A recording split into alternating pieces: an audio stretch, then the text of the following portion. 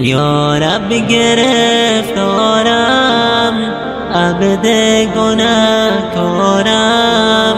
این جرم بسیارم، تنها تو را دارم.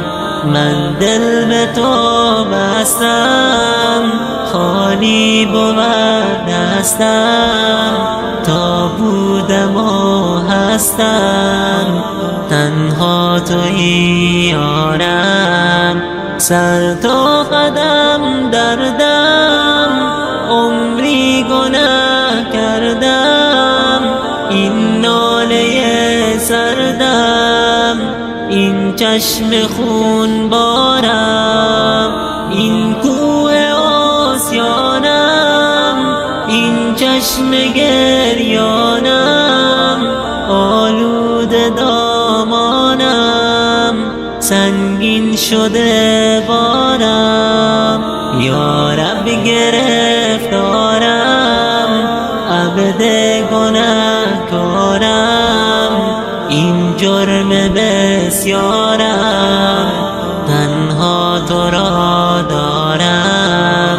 من دل به تو بستم، خالی بود دستم، تا بودم و هستم، تنها تویی یارم.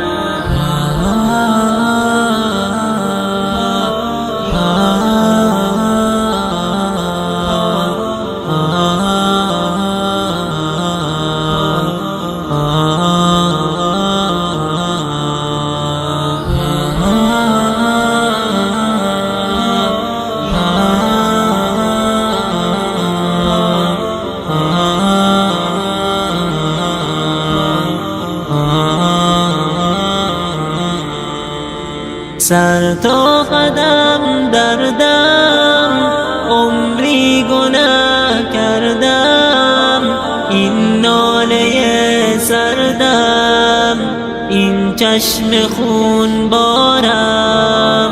بنگر به آه من، کوه گناه من، روی سیاه من، ای رب غفارم.